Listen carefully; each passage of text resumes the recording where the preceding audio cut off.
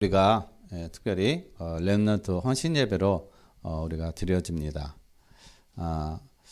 그래서 오늘의 우리 렘넌트 헌신 예배가 또한 우리가 렘넌트에게만 또 우리가 해당되는 것이 아니라 우리 모든 성도님 이렇게 해당되어야 되는 어떤 그러한 메시지고 또한 그러한 또 은혜의 시간이라고 생각이 되어집니다.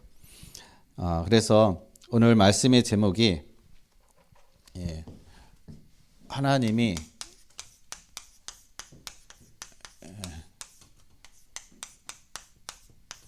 숨겨둔 보물. 자, 하나님이 숨겨둔 보물. 그게 뭘까요? 하나님이 숨겨둔 보물이 뭘까?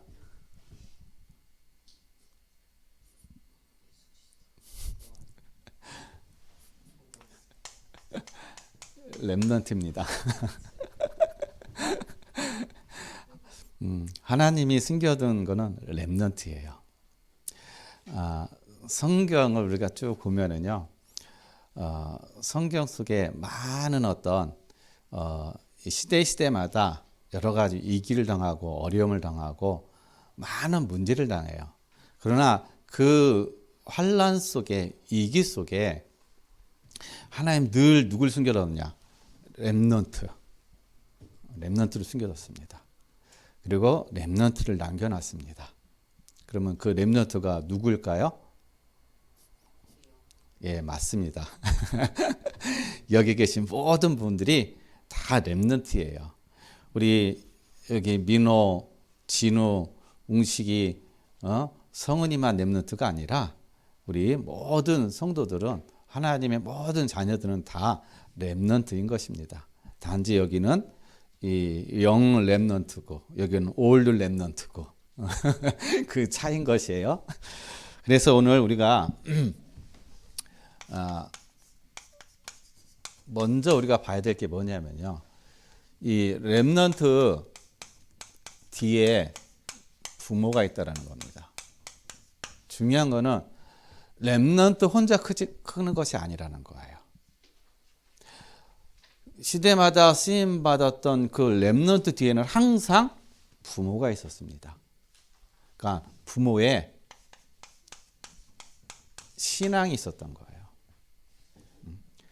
그 신앙이 렘넌트들에게 그대로 흘러가고 렘넌트들이 언약을 붙잡게 되어지고 렘넌트들이 부모를 통해서 분명한 하나님의 언약 속에 시대의 응답을 누리고 증인으로 들어갔다라는 것입니다. 근데 성경을 보면은요, 남자보다 여자가 더 많아요. 여성들이 우리 렘넌트들에게 이 언약이 전달하고 이 뒤에서 많은 어떤 그런 렘넌트를 세워가는 그런 역할을 감당했던 그런 부모는 바로 이 어머니가 많습니다. 그래서 오늘 우리가 먼저 봐야 될 것이 우리가 요게벳과 모세예요. 여러분, 출애굽기 2장 3절 말씀 보면요, 이스라엘 백성이 애굽에서 노예로 430년을 살았습니다. 이제 하나님의 그 약속의 때가 가까웠을 때 이 요셉을 모르는 애굽의 왕이 이제 일어난 거예요. 그래서 이스라엘 백성들을 다 어떻게 해요? 노예로 삼은 것입니다. 왜냐? 나중에 이스라엘 백성들이 반역을 일으켜가지고 자기네를 완전히 집어 먹을까봐, 그래서 미연에 어떻게 그걸 방지하기 위해서 노예로 삼은 것이에요. 자, 그래서 그들이 이 노예가 더 이상 번성하지 않도록 이 아이를 낳는 즉시 어떻게 해요? 남자아이는 다 그 자리에서 다 살해했다는 것이에요. 그러니까 다 죽였다는 것입니다. 그런데 어떻게 해요? 그 중에서 이 요게벳이라는 사람이 이 모세를 어떻게 해요? 몰래 숨겨가지고 키운 거예요. 자, 그런데 한계가 있잖아요. 자, 더 이상 이 모세를 키울 수 없는 그런 한계에 다다른 것입니다. 그래서 이 요게벳은요, 하나님께 모세의 생명을 맡긴 겁니다. 갈대 상자에 엮어가지고 나일강에 띄웠어요. 여러분, 갈대 상자에다가 그 작은 상자에 그 큰 강에다 띄운다는 것은 어떻게 보면 생명이 어떻게 이태로운 것입니다. 죽은 거나 죽을 수, 아니 거의 한 90% 이상은 죽을 수밖에 없는 그런 어떤 상황인 거예요. 그러나 요게벳은요, 하나님께 맡긴 거예요. 모세의 생명을. 즉 무슨 얘기냐? 모세의 생명을 하나님께 맡겼다는 얘기는요, 요게벳은 이스라엘의 생명을 하나님께 맡긴 겁니다. 이스라엘의 모든 것들을 어떻게 하나님께 맡긴 거예요. 왜냐? 지금 이스라엘이 위급한 상황, 노예 속에서 지금 고통당하는 그런 상황 속에 있기 때문에 요게벳은 혼자서 갈대상자를 통해서 이 모세를 띄웠지만은, 그러나 그 뒤에는요, 바로 이스라엘을 하나님께 맡긴 겁니다. 여기에 대한 분명한 요게벳은 결단을 내린 거예요. 생명을 어떻게 해요? 하나님께 있다. 내가 열심히 키운다고 해가지고 이 아이가 크는 것이 아니라 모든 생명은 하나님께 있다는 것을 어떻게 해요? 결단하고 하나님께 모든 걸 맡기게 된 것입니다.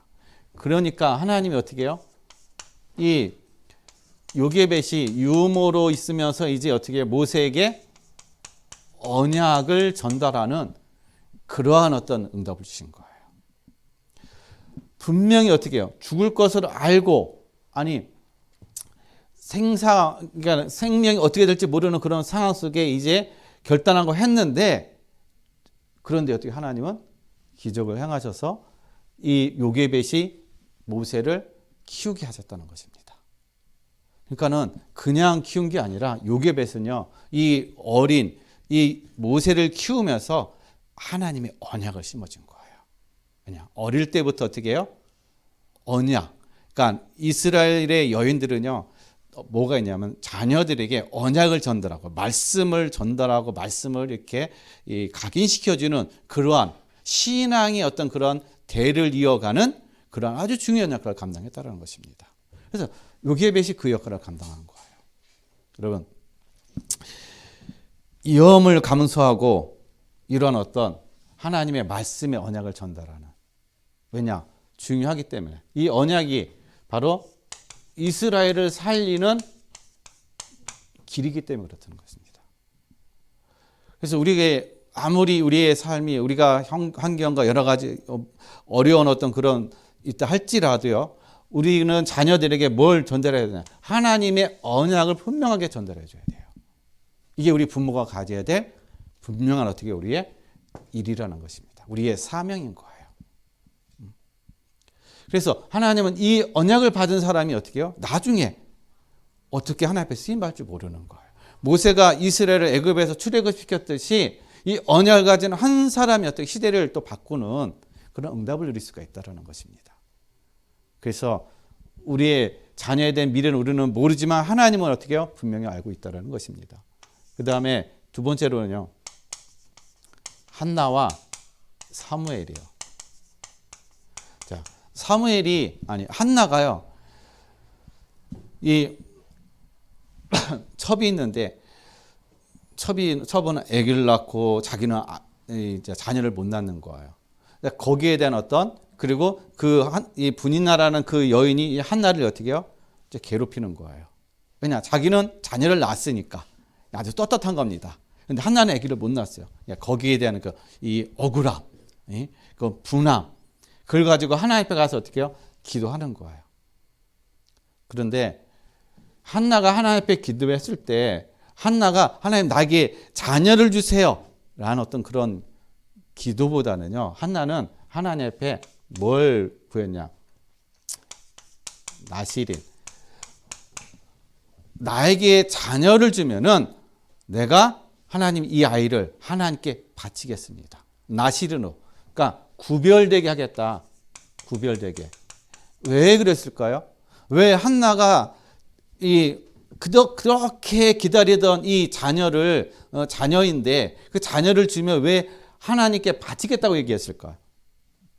한나가요, 성전에 들어가니까 사무엘상 1장 3절에 보니까는요, 거기 뭐라고 되어 있냐면은, 이 제사를 지내고 이렇게 저기 하는데 거기에 이 엘리의 아들들이 있는 거예요. 홈니와 비누아스가. 거기는 이제 그렇게만 기록되어 있습니다. 홈니와 비느하스가 제사장으로서 거기에 있더라. 한나가 뭘 봤냐면요, 이 홈니와 비느하스, 즉 그 시대의 영적인 어떻게 해요? 흑암을 본 거예요. 2장 12절 말씀에 보면은 뭐라고 기록하고 있냐면요, 이 홈니와 비느하스에 대해서 그들은 나쁜 행실로 말미암아 여호와를 알지 못했더라. 그렇게 기록하고 있어요. 제사장인데 제사장의 역할을 감당해야 되는데 뭘 모른다고? 누구를 모른다고? 여호와 하나님을 모른다. 하나님을 알지 못하고 제사를 지내는 거예요. 그러니까 당연히 뭐가 올 수밖에 없어요? 영적 문제, 영적인 재앙이 올 수밖에 없나. 즉 뭐가 무너졌습니까? 교회가 무너지는 거야. 교회가요. 왜? 복음이 없으니까, 말씀이 없으니까.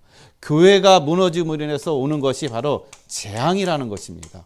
제사장이 어떻게 해요? 하나님을 모름으로 인해서 오는 것이 바로 재앙이라는 거예요. 한나가 이것을 본 거예요. 아, 이 시대의 진짜 문제는 내가 자녀를 낳는 거, 자녀를 갖는 게 그게 중요한 것이 아니다. 영적인 제사장, 영적인 나시린, 영적으로 깨울 수 있는 그 한 사람, 그것이 필요한 거예요. 그래서 한나는 하나님 앞에 어떻게 해요? 아이를 주면, 아들을 주면 내가 이 아들을 어떻게 해요? 하나님 앞에 내가 드리겠습니다. 그 결단을 한 것입니다. 이 한나를 통해서요, 우리가 깨달아야 될 게 뭐냐면요, 시대에 재앙 막는 어떻게 해요? 렘넌트. 우리 자녀들이, 하나님, 우리가 왜 우리 자녀들에게 복음을 증거해야 됩니까? 우리 자녀들에게 왜 복음으로 각인시켜야 됩니까? 하나님, 이 시대에 재앙 맞는 렘넌트가 되어야 하기 때문에. 만약에 자녀에게 복음이 전달되지 않으면요, 복음으로 각인되지 않으면 이제는 앞으로 미래는 없다라는 것이에요. 그래서 자녀에게 복음을 어떻게 해요? 각인시켜야 미래의 재앙을 막을 수 있는 것입니다. 한나가 이걸 본 거예요. 그래서 한나는요, 하나님 앞에 나시린 이 사무엘을 드린 것입니다. 그래서 우리가 자녀들을 복음으로 양육하는, 우리의 나 욕심만이 아니라 우리 자녀만 잘 되는 것이 아니라 그 미래가 달려있다라는 거예요. 미래의 재앙, 즉 복음이 없어서 교회가 무너지는 이 시대에 복음으로 다시 교회를 살릴 그 렘넌트를 어떻게 해요? 우리는 키우는 거예요. 렘넌트로 세우는 것입니다. 이게 바로 우리가 잡아야 될 바로 언약인 거예요. 그리고 이새와 다윗. 여러분, 이새는요, 다윗이 어렸을 때 뭘 저기 했냐면 전쟁터에 신분을 보냈어요. 그냥 보낸 것이 아니라 가가지고 네가 여기에 왔다라는 그것을 어떻게 해요? 증명하는 증표를 가져오라는 것이에요. 그걸 받아오라는 것입니다. 부모가, 더군다나 이 다윗은요, 8째 형제 중에 말째예요. 막내라는 것입니다. 막내면 얼마나 귀엽습니까? 오냐오냐고 그냥 막 보호해주고 그냥 막 옆에 끼고 저기 있어야 되잖아. 근데 이새는요, 다윗을 전쟁터, 위험한 장소, 위험한 곳으로 보낸 거예요. 그것도 어떻게 해요? 확실하게 거기서 어떻게 해요? 갔다 왔다라는 증표까지 받아오라는 것입니다. 왜냐? 거짓으로 갔다 왔다고 할 수 있으니까 증표를 가져오라고 한 거예요. 그럼 왜 이새는 다윗에게 그런 신분을 시켰을까요? 왕의 그릇을 준비하는 거예요. 왕의 그릇. 자녀를 오냐오냐 키우는 것이 잘 키우는 게 아니라는 것입니다. 자녀가 그릇이 되어 수 있도록 그릇을 만들어주는 것이 바로 부모가 할 역할이라는 거예요. 내 품에 품고 있으면요, 자녀는 내 품에서밖에 못 자라. 내 품에서밖에 사실상 이 삶이 안 돼. 그래서 우리가 이 마마보이라고 그러나? 마마보이? 너무 엄마만 찾고 하는 어떤 문제만 일어나는 엄마. 자기 스스로가 이 일을 해결할 수 없는 그런 이 무능한 상태. 그래서 우리가 이 마마보이라고 얘기를 하잖아요. 여러분, 우리 자녀들을요, 그릇을 준비하게 만들어야 돼요. 그릇. 그래서 그릇이 되기에 준비하기 위해서는 때로는 위험한 거, 때로는 어려운 거, 때로는 힘든 거, 그런 것들을 어떻게 해요? 스스로 그것을 헤쳐나가고 스스로 그것을 해결할 수 있는 그러한 환경과 그런 속으로 어떻게 해요? 넣어줘야 되는 거예요. 물론 우리가 일부러 넣어줄 필요는 없는데 그러한 상황이 됐을 때 어떻게 해요? 그것을 해결할 수 있도록 옆에서 어떻게 해요? 지켜봐주고 격려해주고 하는 어떤 그러한 역할. 그것이 바로 부모가 해야 될 것입니다. 그래서 이 다윗은요, 뭘 정했느냐? 이제 사단의 문화를 완전히 바꾸는 그런 응답을 누렸다는 거예요. 어렸을 때부터 이 그릇의 왕의 그릇을 준비함으로 인해서 이 다윗은요, 사단의 문화, 그 당시에는 우상과 많은 어떤 그런 문화가 가득해 있잖아요. 이 그런 문화를 어떻게 해요? 하나님의 나라의 문화로다가 복음의 문화로 바꿔가기 시작했다는 것입니다. 왜 그러느냐? 이미 어떻게 해요? 이새는 다윗이 미래의 왕이 될 것을 알았기 때문에 다윗을 이 그런 그릇을 준비하게 만들었다는 거예요. 다윗에게는 힘든 부분이겠지만 그러나 어떻게 해요? 먼 미래를 본 것입니다. 여러분, 우리의 자녀들을 우리가 어떻게 해요? 내 품에서만 키우는 것이 아니라 정말 때로는 이 광야에도 내보내고 어려움에도 내보낼 수 있는, 그래서 거기서도 살아남을 수 있는 그러한 그릇이 준비되어지는 그런 우리 렘넌트로 키우는 우리 모든 성도님들의 그런 삶이 되시길 바랍니다. 그래서 다윗은요, 이 전쟁터에 가서 뭘 봤냐면은 영적인 사실을 본 거예요.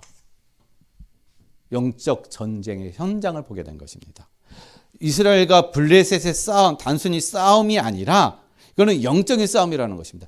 하나님과 사단과의 그런 영적인 싸움인 거예요. 이 사실을 다윗이 본 겁니다. 왕으로서 어떻게 해요? 미래의 왕으로서의 미리 영적인 현장과 영적인 사실을 보면서 다윗은 그 안에서 절대적인 하나님을 어떻게 해요? 자기 왕으로 섬기고 왕으로 의지하고 왕으로 어떻게 해요? 믿으면서 이 하나님의 인도받는 그런 다윗이 되었다는 것입니다. 이것이 바로 다윗이 어렸을 때부터요, 바로 이러한 이 이새에 의해서 그릇이 준비되어지는 그런 시간표 속에서 누렸다는 것이에요. 그러니까 다 뭡니까? 다 부모 뒤에 바로 이 렘넌트들이 다 있다는 거예요. 그 다음에 오늘 본문에 나와 있는 이 로이스와 유니게. 자, 이 사람은 디모데입니다. 로이스는 외할머니, 유니게는 어머니. 이 로이스와 유니게는 어떠한 신앙을 가졌냐면 디모데를요, 어렸을 때부터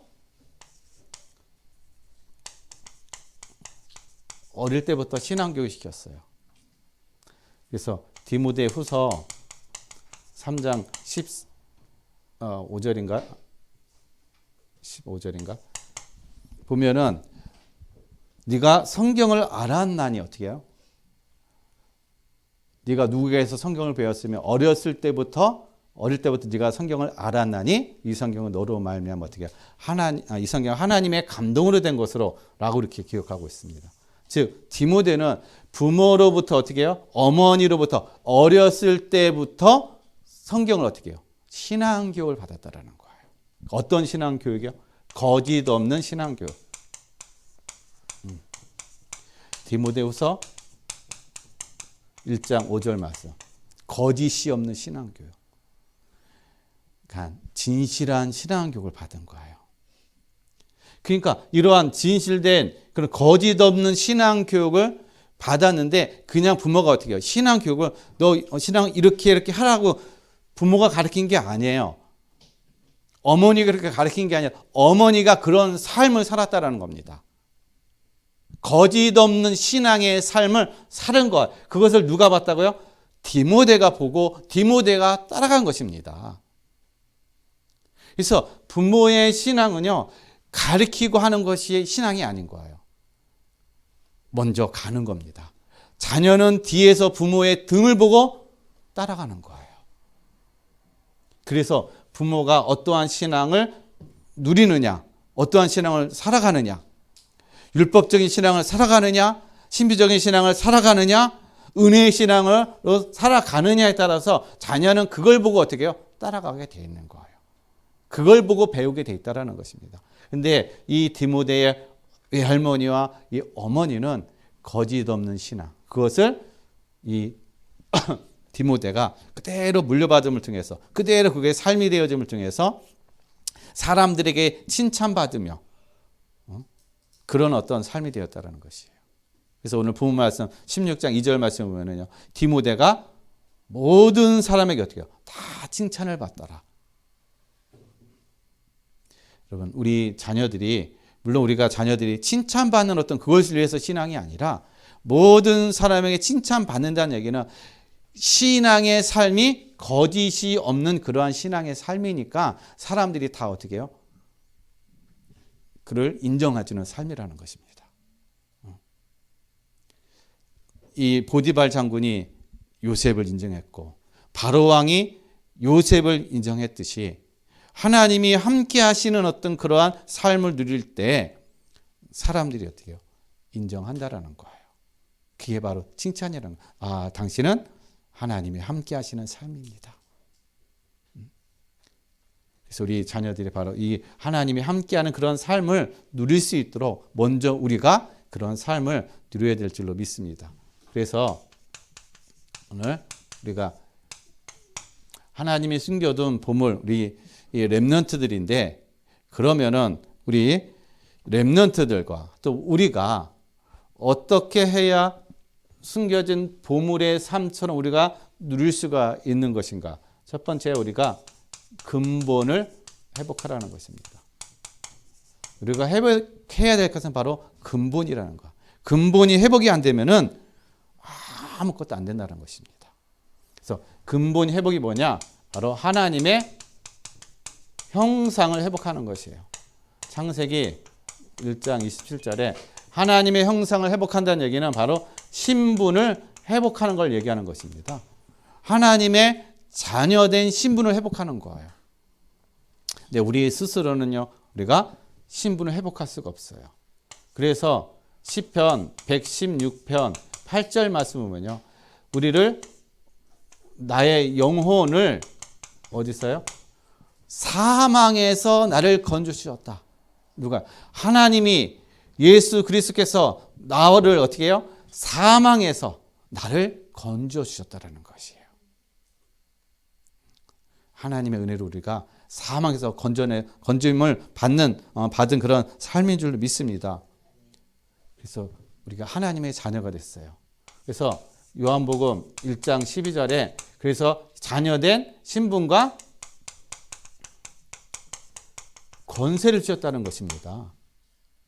그러니까 하나님의 형상을 내가 회복했다는 얘기는 자녀된 신분과 권세가 나에게 주어졌다는 거야. 내게 있다라는 것이에요. 우리는 이것을 가지고 누리는 것이 바로 신앙의 삶인 것입니다.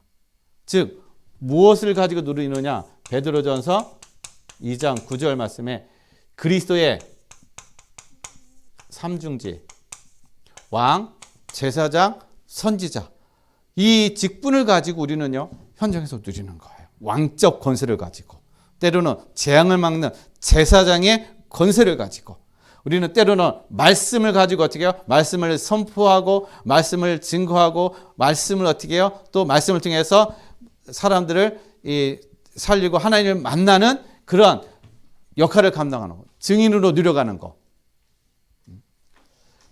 이것이 바로 우리가 누려야 될 그러한 하나님의 형상의 삶이라는 거예요. 그래서 고린도후서 4장 4절 말씀 보면은요, 사단이 하는 일이 뭐냐?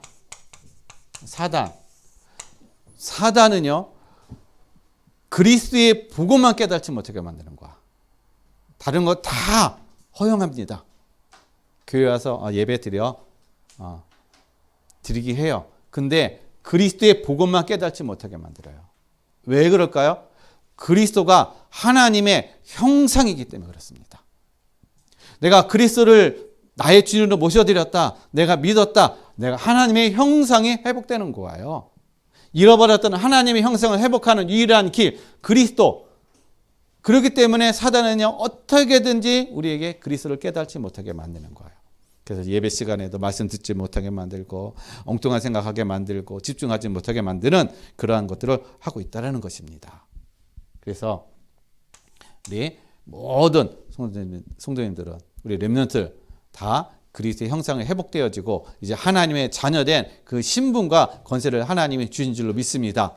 그래서 왕적인 권세도 가지고 어떻게 왕처럼 여러분 사시면 돼요.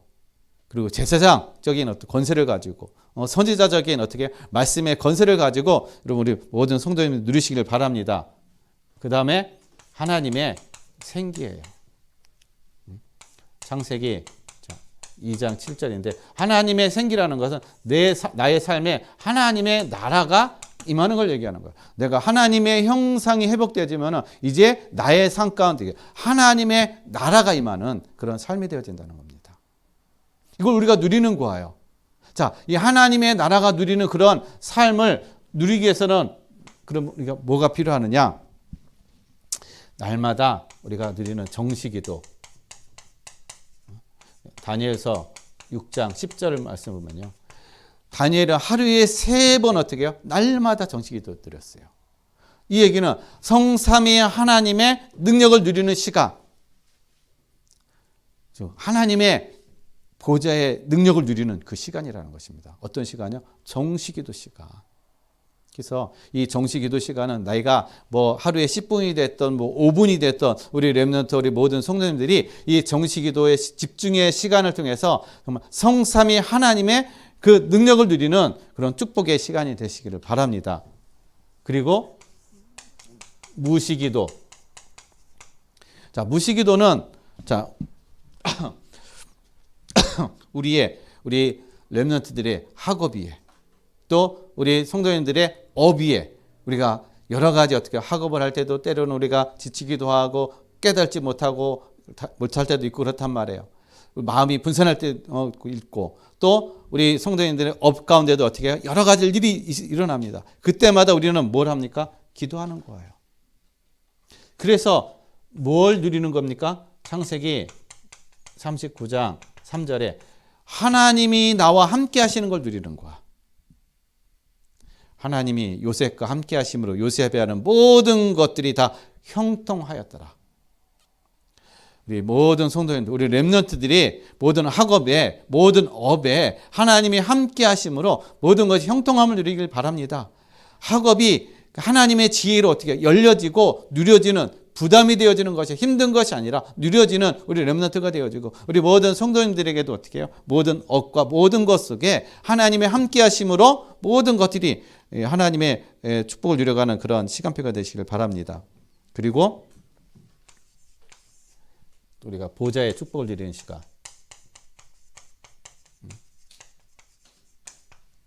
보좌의 축복을 누리는 시간. 이 시간이 바로 묵상하는 시간인 거예요. 하나님의 말씀을 가지고 어떻게 해요? 묵상할 때 하나님의 보좌가 내 안에 임한다는 것이에요. 그래서 시편 1편 2절 말씀에 보면은 여호와의 말씀 어떻게 즐거워하여 주야로 묵상하는도다. 복 있는 자가 누구냐? 여호와의 말씀을 즐거워하여 주야로 묵상하는 자가 복이 있는 자라는 것입니다. 그래서 이 은혜를 누리시기를 바라겠습니다. 그래서 말씀 한 절만 가지고도 어떻게 해요? 우리가 그냥 잠깐 묵상하는 거예요. 그러면 그 말씀이 우리를 어떻게 해요? 힘을 주고 하나님의 보좌의 축복을 내 안에 역사하심으로 인해서 하나님께서 어떻게 우리에게 담대함을 주신다는 것입니다. 지혜를 주신다는 것입니다. 그래서 말씀이 시편 119편 130절 말씀을 보면요. 하나님의 말씀을 열면 우둔한 자가 지혜로워진다라고 말씀하고 계시는 거예요. 하나님을 묵상하는 자는 어떻게 해요?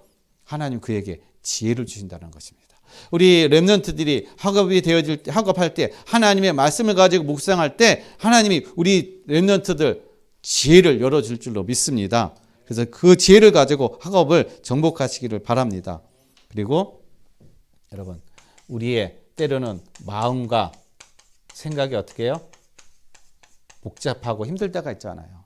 그럴 때 어떻게 합니까? 빌립보서 4장 6절에서 7절 모든 걸 어떻게 해요? 감사함으로 하나님께 아뢰라는 것입니다. 그러면 평강의 하나님이 우리의 마음과 생각을 지켜주신다는 거예요. 우리의 마음과 참 평안함을 주신다는 것입니다. 즉 힘을 주신다는 거예요. 여러분, 내가 내 마음과 생각을 내가 지킬 수 있어요? 못 지킨단 말이에요. 지킬 수가 없어요. 근데 하나님이 어떻게 해요? 내 마음과 생각을 지켜주신다는 거예요. 무엇을 해요? 평안함으로. 사람이 환난 가운데서 평안을 누릴 수 있는 게 이게 참 힘이라는 것이에요. 이 힘을 하나님께서 주신다라는 것입니다. 그래서 우리 모든 성도님들이, 우리 렘넌트들이 이러한 응답을 누리시기를 바랍니다. 그리고 우리가 에덴을 회복하는 거예요. 자, 우리가 근본을 우리가 회복한다는 것이 바로 에덴을 회복하는 것입니다. 즉 에덴을 회복한다는 얘기는 바로 우리에게 힘을 얘기하는 거예요. 즉 성령 충만, 성령 충만 누리는 것을 얘기하는 것입니다. 그래서 창세기 1장 28절 하나님께서 주신 것들을 어떻게 해요? 사단에게 다 우리는 빼앗긴 거예요. 그래서 우리는 이제는 하나님께서 나에게 주시는 달란트, 그러니까 하나님이 우리 모두에게 어떻게 해요? 다 달란트를 주셨어요. 다 재능, 기능을 다 주셨단 말이에요. 자, 이 달란트를 우리가 어떻게 해요? 언약 안에서 찾아야 되는 거야. 말씀 안에서 어떻게 해요? 내가 발견해야 되는 것입니다. 안 그러면 우리는 계속 헤매. 우리 렘넌트들 계속 헤매요. 이거 할까 저거 할까, 이리로 갈까 저리로 갈까. 그러나 하나님이 주시는 달란트를 어떻게 해요? 찾게 되면은 그것이 나에게 생육하고 번성하고 충만함을 누린다는 것이에요. 이리저리 왔다 갔다 하지 않는다는 것입니다. 내게 주신 것이 뭔지를 모르면은요 방황해요. 근데 하나님 내게 주신 걸 분명하게 알면은 이거에 내가 집중하게 되고 올인하게 되고 이것을 가지고 내가 어떻게 해요? 무엇을 해야 될 것인가라는 분명한 내 어떤 비전이 보여진다라는 것이죠. 그래서 하나님이 주신 달란트, 우리 렘넌트들 다 찾으시길 바랍니다. 다 발견하시길 바랍니다. 그래서 이걸 가지고 여러분 에덴을 회복하시길 바랍니다. 그리고 하나님께서는 신분과 권세를 가지고 어떻게 뭐 합니까? 정복하는 거예요. 무엇을 정복해요? 사단의 나라, 세상의 나라를 어떻게 해요? 정복하는 것입니다. 파괴하는 정복이 아니라 살리는 정복이라는 거, 회복하는 정복이라는 것입니다. 그래서 하나님이 나에게 주신 이 달란트를 통해서 어떻게 해요? 세상을 정복해 가는 거야. 살리는 것입니다. 회복해 가는 것입니다. 치유해 가는 것이에요. 이게 우리가 에덴을 회복해 가는 그런 축복이라는 것이죠. 그래서 하나님께서는 이것을 가지고 나의 학업과 업이 내가 누려질 때 하나님 이것을 통해서 237 세계 복음화의 응답의 현장으로 응답으로 하나님께서 모든 것을 연결해 가신다라는 사실인 거예요. 내가 지금부터 뭐 세계 복음화 해야지라고 하는 것이 아니라 내게 주신 것을 가지고 내가 누릴 때 여기에 내가 집중하고 이것을 가지고 내가 무엇을 할까 방향성을 가지고 내가 인도함 받을 때 하나님은 나를 어떻게 해요? 모든 학업과 업을 통해서 237로 연결될 수 있도록 그런 만남의 축복과 그런 길들을 열어가시고 그러한 어떤 현장으로 하나님 나를 어떻게 해요? 이끌어 가신다라는 거예요. 그리고 그곳에 있게 하신다라는 것입니다. 그래서 우리는 무엇을 할까가 중요한 것이 아니라 내가 무엇이 회복이 되었을 것인가 이게 우선이 되어야 된다는 거예요. 이거를 놓치면은 우리가 이 모래 위에 집을 짓는 거나 마찬가지라는 것입니다. 그래서 우리 모든 성도님들이 이 응답과 은혜를 누리시기를 바랍니다. 그래서 하나님이 우리 모든 렘넌트를 불러주셨죠. 세우셨죠. 그래서 우리 렘넌트들에게 하나님이 숨겨놓은 보물이기 때문에 이 보물의 가치를 하기 위해서 하나님 뭘 하시냐. 그래서 훈련하시는 거예요. 훈련이 필요한 것입니다. 왜냐? 우리는 아직 세상 예수 믿기 전에 나의 어떤 영적인 상태, 삶의 상태, 내 속에 가지고 있었던 각인, 뿌리, 체질 그런 것들을 어떻게 바꾸기 위한 하나님의 축복을 누리기 위한 그릇을 만들기 위한 훈련의 시간이 필요한 거예요. 훈련의 기간이 필요하다는 것입니다. 그래서 우리는 어떠한 자세로 가야 되느냐? 영적 군사. 하나님이 저와 여러분들을, 우리 렘넌트를 영적 군사로 어떻게 해요? 지금 훈련시켜 가는 거예요. 여러분, 군사는 누구의 명령을 따라요? 내 마음대로 하는 것이 군사가 아니에요. 군사는 우에 상관에 어떻게 해요? 명령을 따르는 것입니다. 그래서 내 것이 없는 거예요, 군사는요. 자기의 것이 없다라는 것입니다. 그래서 영적 군사로 하나님께서 우리를 불러주셨기 때문에 디모데후서 2장 3절에 영적 군사로 불러주셨기 때문에 이제 우리가 뭘 해야 됩니까?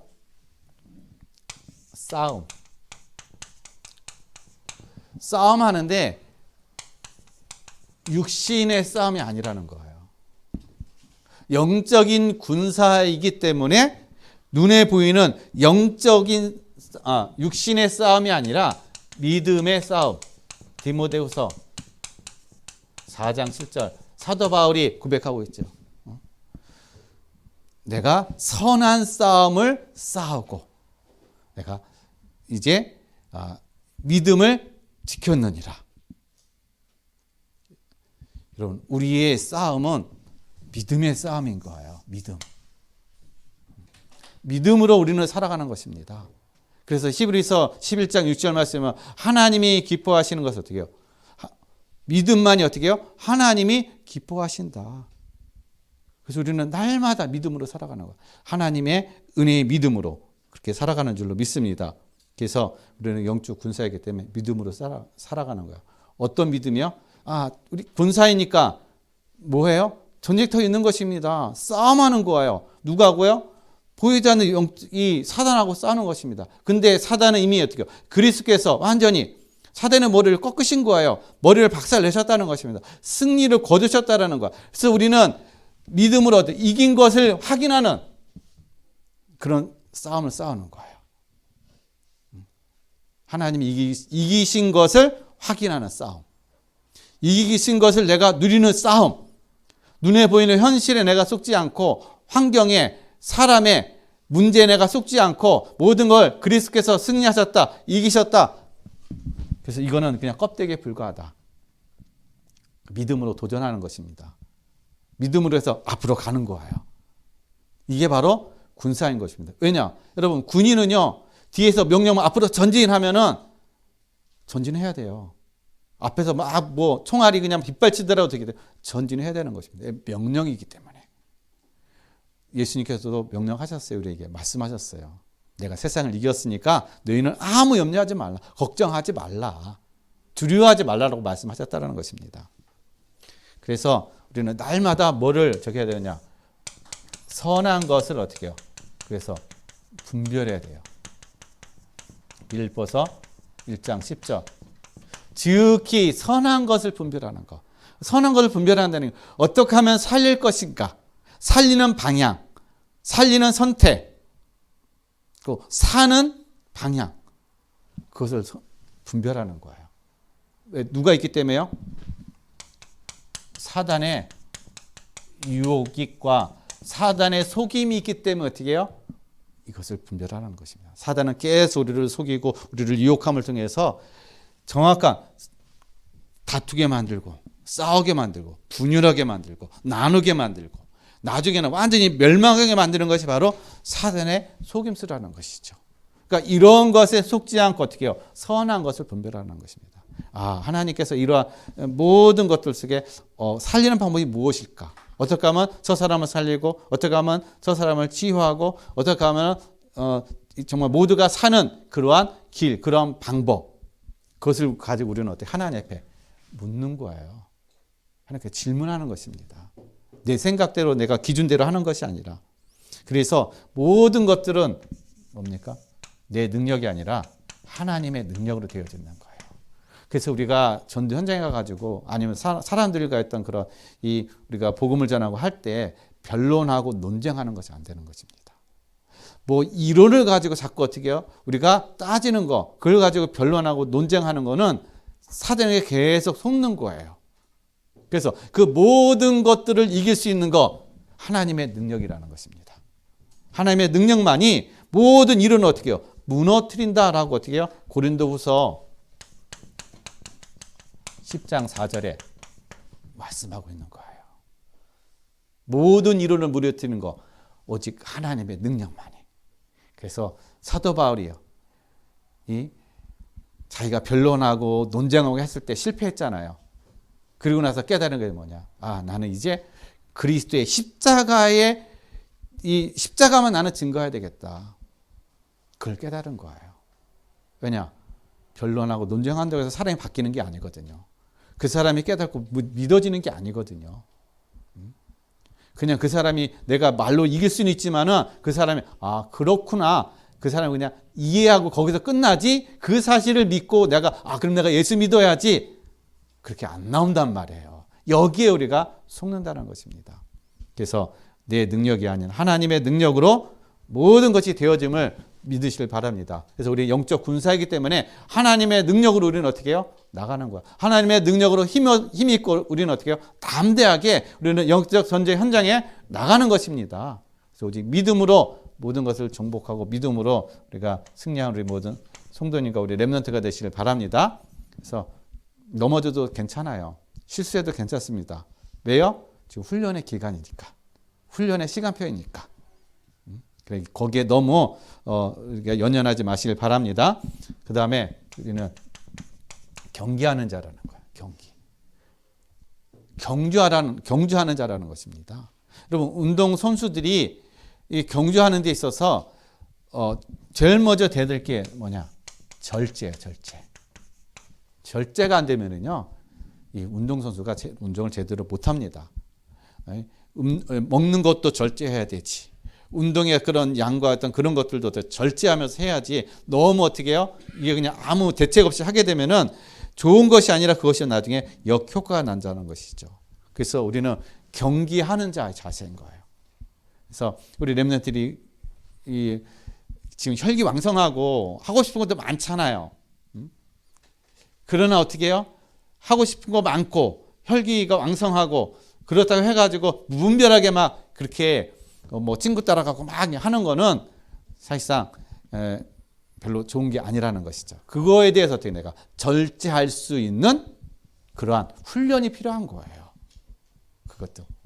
그래서 우리 렘넌트들과 우리 렘넌트뿐만 아니라 우리 모든 성도님들이 정말 절제할 수 있는 그러한 힘을 누리시기를 바랍니다. 그래서 고린도전서 9장 25절에 그래서 이 경기하는 자는요, 또 어떤 여러분, 우리는 경기하는 자이기 때문에 과거는 어떻게 해요?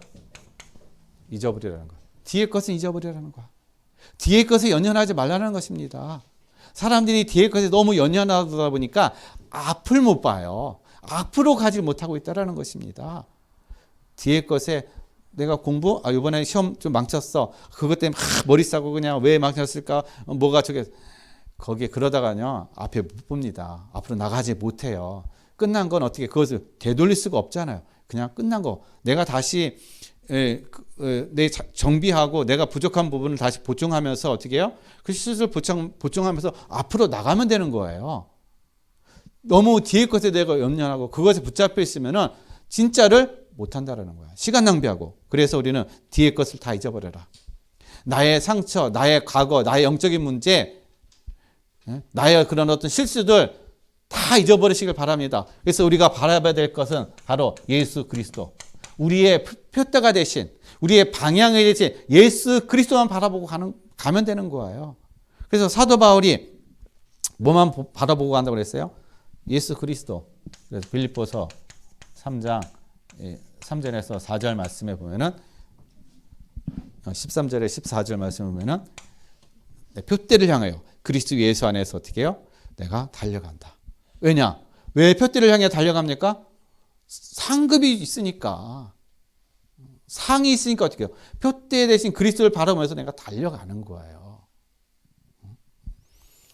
왜냐? 경기하는 자니까. 경기에 이기는 자는 뭐가 따라옵니까? 상급이 따라온다라는 것입니다.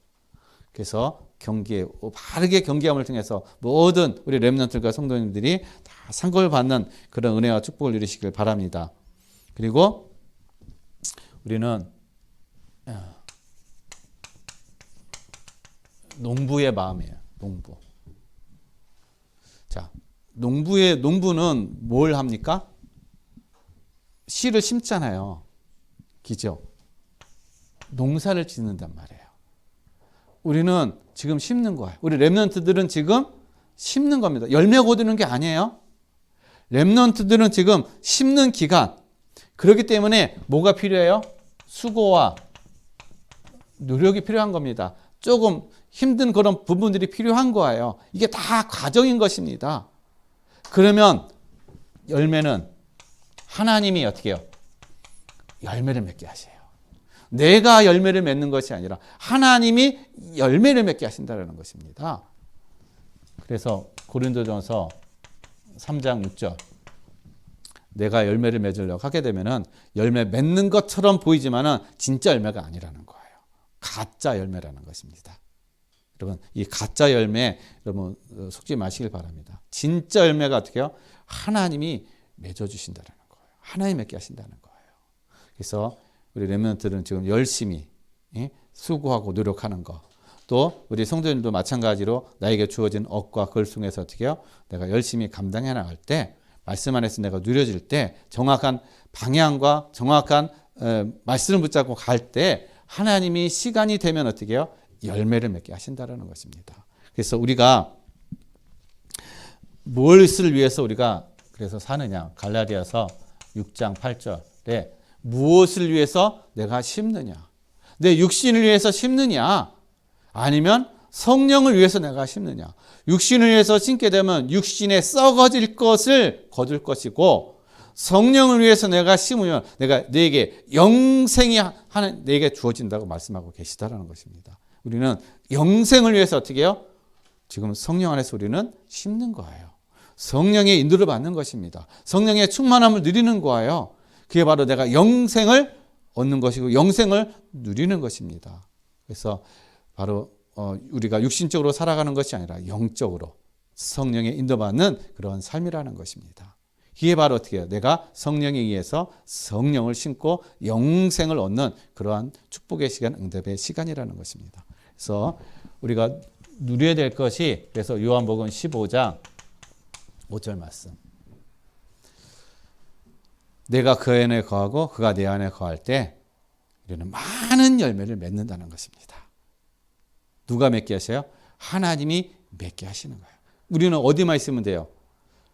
포도나무 거기만 붙어 있으면 돼요. 우리는 가지이기 때문에 포도나무에만 붙어 있으면은 이 나무 뿌리에서 어떻게 해요? 영양분이 와가지고 가지에 도달해가지고 가지가 열매를 맺게 한다는 것입니다. 가지가 할 것은 그냥 단 한 가지 포도나무에 그냥 붙어만 있으면 돼요. 즉 포도나무에 붙어 있다는 얘기는 하나님의 말씀만 붙잡고 있으면 돼요. 언약만 붙잡고 있으면 되는 것입니다. 언약만 내가 따라가면 되는 거예요. 그게 바로 열매 맺는 길이라는 것입니다. 그래서 우리는 농부이기 때문에 내가 해야 될 어떤 그런 부분을 열심과 노력과 그런 어떤 부분들은 필요하지만 열매는 하나님이 맺어주신다. 그래서 열매가 맺었느냐 안 맺었느냐 있니 없니 그거 가지고 우리가 불평 원망하는 것이 아니라 정말 내가 무엇을 위해서 내가 심었는가 거기에 대한 분명한 우리가 분별이 있고 보여지는 우리 성도님의 삶이 되시길 바랍니다. 그래서 우리는 뭘 해야 되나 이제 우리 렘넌트들과 우리 모든 성도님들이 후대를 위해서 그럼 후대를 위해서 우리가 무엇을 해야 될 것인가? 정말 하나님의 숨겨놓은 보물인데 렘넌트들이 그럼 후대를 위해서 우리는 무엇을 해야 될 것인가? 서론의 이 사람들은 요게벳이나 한나나 뭐 이세나 이 사람들은 다 어떻게 해요? 자녀 이 렘넌트를 키우고 세우고 그래서 시대적인 응답을 이루는 증인으로 누려가는 그러한 어떤 인물로 세웠는데 그러면 하나님은 나에게 준 이 렘넌트들을 어떻게 나는 렘넌트들과 함께 해야 될 것인가? 어떻게 세워가야 될 것인가? 여러분 첫 번째요.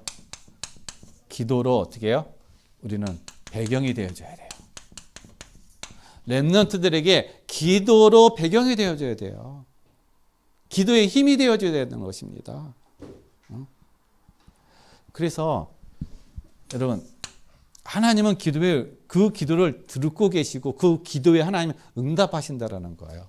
창세기 19장 29절에 보면은요. 소돔과 고모라가 멸망할 때 심판할 때 거기에 누구도 있었어요? 롯도 있었습니다. 자, 롯 있었을 때 하나님이 누굴 생각했어요? 아브라함을 생각하사 롯을 그 멸망에서 구원하셨더라. 그러면 아브라함을 뭘 한 거예요? 기도한 거예요. 소돔과 고모라가 멸망하기 전에 하나님 심판 내기를 전에 먼저 천사를 보내가지고 아브라함에게 얘기를 하잖아요. 그럴 때 아브라함이 뭐라고 합니까? 저 소돔과 고모라 의인 50명, 40명, 30명, 20명, 10명 10명 있으면 멸망하지 않겠어? 10명 있으면 멸망을 취소하시겠습니까? 했을 때 어떻게 하나님이 그래 10명만 있으면 내가 멸망하지 않겠다. 근데 한 사람도 없었던 거예요. 그런데 그 멸망의 현장에 하나님이 어떻게 누굴요? 아브라함을 생각하사 하나님께서 롯을 구원하셨다라는 것입니다. 우리의 자녀들이 내 마음대로 지금 안 되고 지금 어둠의 현장에 있고 정말 우리 자녀들이 삐딱하게 나가고 정말 어떻게 될까 염려 근심이 된다 할지라도 우리가 하나님 앞에 기도할 때 하나님 그 기도에 응답해 주시는 거예요. 하나님 그 기도가 하나도 땅에 떨어지지 않게 하신다라는 것입니다. 그래서 우리는 실망하지 말고 기도할 때 분명한 하나님의 그 역사가 일어나는 것입니다. 그래서 야고보서 5장 16절에 의인의 간구는 역사하는 힘이 크니라. 의인의 간구는 역사하는 힘이 크다는 것입니다. 누가 의인입니까? 구원받은 하나님의 자녀들. 우리 모든 성도님들, 우리 렘넌트들이 다 어떻게 해요? 의인이라는 거예요. 그래서 기도할 때 어떻게 하나님의 역사는 크다라는 거예요. 죄인이든 병든 자든 어떻게 해요? 의인이 간구할 때 하나님의 역사가 크다. 그러면 영적으로 어떻게 해요? 병들어 있고 영적으로 어떻게 해요? 죄로 인해서 재앙과 저주 속에 있는 그 현장에 속에 있는 우리 렘넌트들, 복음을 제대로 알지 못한 우리 렘넌트를 어떻게 위해서 우리가 기도할 때 하나님의 역사는 크다라는 것입니다. 내 기도가 작은 것 같지만 그는 하나님 보실 때 그 작은 기도가 아니라 큰 기도라는 거예요. 하늘의 보좌를 움직이는 그 기도라는 것입니다. 그래서 여러분 어거스틴 어머니 모니카 이 어거스틴이 얼마나 망난이었습니까? 얼마나 타락했습니까? 창녀들하고 그냥 놀기도 하고 그냥 또 이단에 빠지기도 하고 그 상황을 보는 이 어머니 모니카는 어떻게 했어요? 하나님 앞에 기도하는데 하루 이틀 1년 2년 10년 지나도 어떻게 해요? 이 어거스틴이 돌아오지 않는 거야. 깨닫지 못하는 거예요. 근데 하나님께서 어떻게 해요? 어느 날 어거스틴이 회심하고 돌아오는 은혜로 주셨다는 거예요. 이 모니카의 어머니가 어떻게 해요? 실망하지 않고 낙심하지 않고 포기하지 않고 어떻게 해요? 끝까지 하나님을 신뢰하고 믿고 기도함을 통해서 하나님은 그 기도의 역사. 그래서 어거스틴이요 어머니의 기도의 배경이 있었다는 것이에요. 우리 렘넌트들은요 부모의 기도의 배경 속에서 자라는 거예요. 그래서 실망하지 말고 우리 렘넌트의 기도의 배경이 되어진 우리 모든 성도님이 되시길 바랍니다. 그리고요 우리는 말씀 중심의 삶을 살아가는 거예요. 말씀 중심.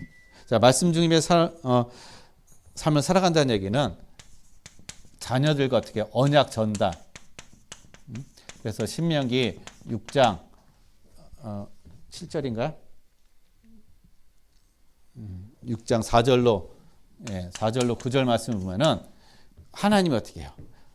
이스라엘 백성들에게 이 자녀들과 가정에서 언약 하나님의 말씀을 24 떠나지 않게 늘 어떻게 해요? 24게 하신 거예요. 언약 전달하는 겁니다. 자녀들에게 언약이 전달되어져 있어요. 말씀이 전달될 수 있도록 어떻게 해요? 그 시간을 가졌다라는 것이에요. 그래서 우리 자녀들과 이 언약이 전달되어지는 시간, 그 시간, 말씀의 그런 속에서 누려지는 그런 시간을 우리 성도님들이 누리시길 바랍니다. 안 되어지는 거는 어떻게 해요? 일단 나부터 어떻게 해요? 말씀 속에서 내가 누려지면 돼요. 말씀 속에 언약 붙잡고 내가 가게 되면 하나님이 그런 시간표, 그런 은혜 자리를 인도하신다라는 겁니다. 그래서 중요한 게 뭐냐면요. 우리가 말씀, 순종. 여러분, 온유한 자가 어떤 자입니까? 온유한 자가 착한 자가 아니에요. 온순한 자가 아니에요. 그냥 뭐든 예, 알겠습니다. 알아서 하세요. 예. 그게 온유한 자가 아니라는 것입니다. 온유한 자는 하나님의 말씀에 순종하는 사람이 온유한 자예요. 그래서 민수기서 12장 3절 말씀을 보면요. 하나님이 이 모세의 온유함이 모든 지면에 이 모세보다 온유함이 더하는 사람이 없다라고 말씀하고 계시는 거예요. 아니 모세가 성질을 안 냈습니까? 이 돌판도 집어 던졌잖아요. 그리고 하나님한테 따지기도 했잖아요. 근데 뭡니까? 모세가 하나님의 말씀에 순종하는 거야. 이게 온유함이라는 것입니다. 모세는 하나님 말씀에 순종한 사람이었어요. 하나님은 그걸 보는 거예요. 내가 혈기내고 막 따져가는 그걸 보는 게 아니라 말씀에 순종되어지는 삶. 그래서 온유한 자는 어떻게 해요? 땅을 기업으로 받을 것이다. 땅을. 그래서 이 응답을 누리시고요. 그래서 우리는 뭘 누려야 되느냐? 자녀와 말씀 포럼. 이게 소통되어지는 거예요. 진짜 영적인 소통, 말씀 포럼되어지는 시간. 자녀들과. 세상적인 얘기 많이 해봤자 그때뿐이라는 거예요. 진짜 말씀 포럼. 이게 영적인 소통이 되어지고 영적인 힘을 얻는 것이고 진정한 어떤 또 치유가 되어지는 그런 시간이라는 것입니다. 그리고 이 시간을 통해서 또한 언약이 전달되어지는 그러한 시간이라는 거예요. 그래서 이 응답을 누리시길 바랍니다. 그 다음에 여러분 우리가 예배 중심. 자, 먼저 현장 예배. 자, 우리가 현장에서 예배자로 누려지는 것은 바로 말씀, 성취자로 우리가 서 있는 거예요. 내가 예배자로 살아간다는 건 말씀 성취자로 내가 서 있는 것입니다. 어디에요? 내 현장에, 내가 있는 곳에. 그래서 우리는 늘 예배자로 있는 거예요. 거기 하나님이 임하시고 하나님이 함께 하시고 말씀의 성취를 위해서 또 천군 천사가 함께 하는 것입니다. 우리는 그 배경 속에 있는 거예요. 그래서 우리는 늘 어떻게 해요? 예배 중심인 것입니다. 그리고 요한복음 12장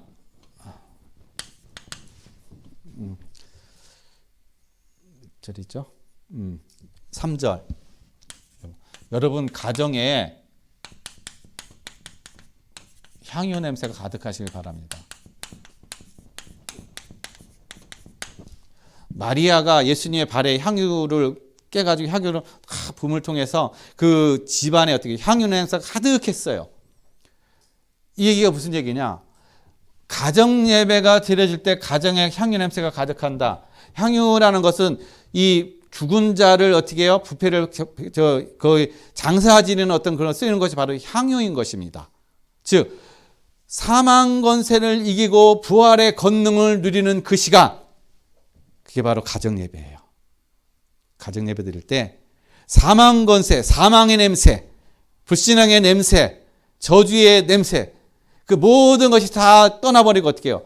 향유 냄새, 부활의 권능과 생명을 누리는 그 시간, 그게 바로 가정 예배 시간이라는 것입니다. 그래서 우리 모든 성도님들의 가정에 이러한 향유 냄새가 가득한 하나님의 부활의 권능과 능력이 나타나는 그러한 축복과 은혜를 누리시는 그런 시간이 되시길 바랍니다. 그리고 우리 교회에서 드리는 공예배, 사도행전 2장 47절에 46절에 날마다 어떻게 해요? 성전에서 집에서 말씀의 떡을 나눴다는 것이에요. 즉 성전을 가까이 하는, 즉 모든 예배를 어떻게 해요? 중심이 되어지는, 나도 성전이지만은 나의 성전이 또 어떻게 해요? 이 예배 공동체 속에서 함께 말씀의 은혜를 누리고 함께 말씀의 어떤 축복을 누리고 하는 그러한 시간, 바로 공예배 시간이라는 거예요. 이 교회라는 것입니다.